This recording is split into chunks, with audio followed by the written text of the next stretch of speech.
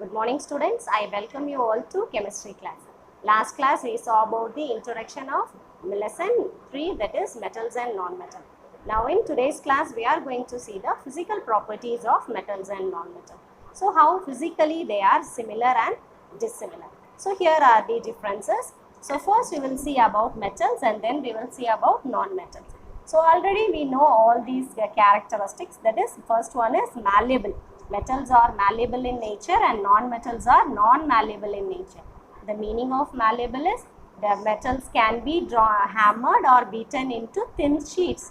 For example, you can say aluminium. And here when you see the non-malleable, it can't be able to drawn into thin sheet. So if we hammer or beat with anything, it will break into pieces. Then the second one is ductile. Ductile means the metal can be drawn into. It can be drawn into thin wire. For example, you can see copper, gold, or you can say silver. But here it is non-metals are non-ductile. Non-ductile means if they are beaten or they are hammered or they are drawn, they can't be drawn into wire. So it will be broken into pieces. Then here metals are good conductors of heat and electricity. So due to its good conductor of heat and electricity, they are used in electrical appliances and also cooking utensils. Most of the cooking utensils, if you see the bottom portion, it will be made up of copper, because copper is a good conductor of heat. It will absorb the heat soon. And here the non-metals are bad conductors of electricity. Then they are luxurious. Metals are luxurious. Luxurious meaning they are shiny in nature, and non-metals are non-luxurious. That is, they are not shiny in nature. They are very dull in appearance. Then here non-metals are hard and strong.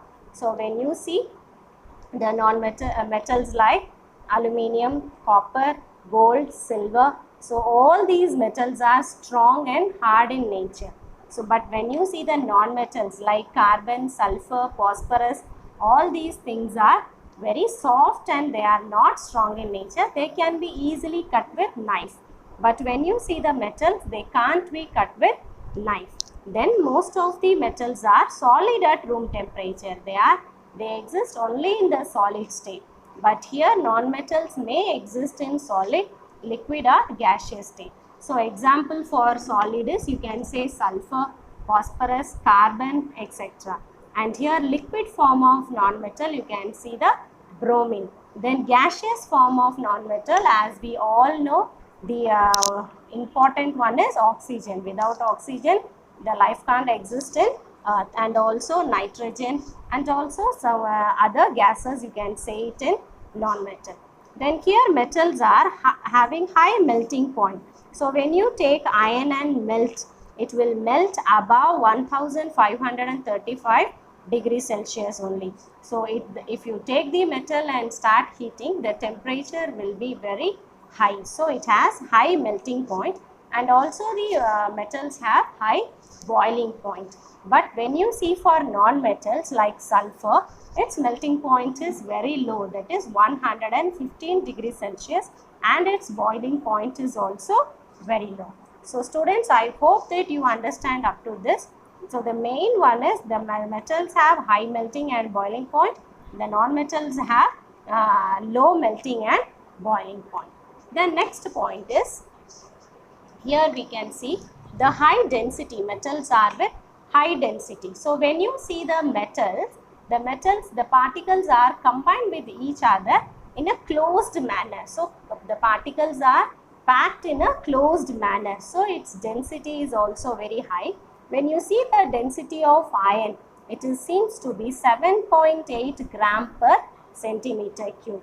But when you see the density of non-metal, for example, if you see sulfur, its density is 2 gram per centimeter cube. Its density is very low. And the metals are usually sonorous and the non-metals are not sonorous. Sonorous means it can produce sound. So if it produces sound, it is known as sonorous. If it does not produce sound, it is non-sonorous. Then the metals are usually available in grey and silver color only. So when you see the color of metal, it will be grey and silver, but this non-metals are available in different color. So this is the physical properties of metal and non-metal. So there are some metals which has exception case. For example, sodium, potassium. So these are the metals. So here the sodium and potassium is a metal. These two are metal, but it will not exist in the form of metal. So as we learnt that the metals are hard in nature, they are very strong, they have high melting and boiling point, all that things. These sodium and potassium are metal.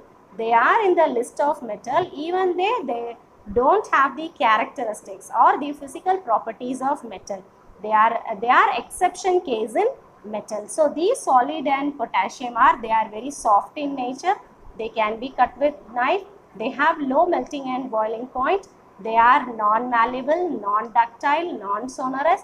They do not conduct heat and electricity. So these are exceptional case which do not show the character of metal, but they are placed along with metal. So this is about metal. Then likewise in non-metal also we have, for example, diamond. For example, diamond, graphite, etc. These are the compounds which are non-metal. So here diamond and graphite, when we see, these are non-metals. These are in the list of non-metals. They are non-metals, but they do not show the characteristics of non-metal. So as non-metals are non-malleable, non-sonorous, non-ductile, very low melting and boiling point, they are very soft and not strong. So all these things, they are not suitable for metal and that is diamond and graphite. So as they are non-metals, they do not possess the characteristics or physical appearance of non-metals. They show the characteristics of metals, that is they are malleable, they are ductile, they can conduct heat and electricity. So for example, when you see this graphite can conduct electricity, and they have very high density, and they are available in different colors, that is grey, and also it has very high melting and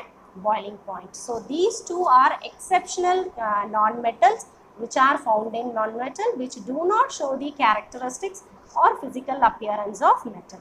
So when these questions are asked, so these are the important points, that is important key points in this physical states of metal and non-metal. So while learning the physical state of metal and non-metal, the exception metals and non-metals, you have to keep it always in mind. So here exception is sodium and potassium, here exception is diamond and graphite. So I hope children you understand this physical state of metal and non-metal. So you learn the metals and physical state of metal and non-metal, the notes given by me in the group, and also do the homework.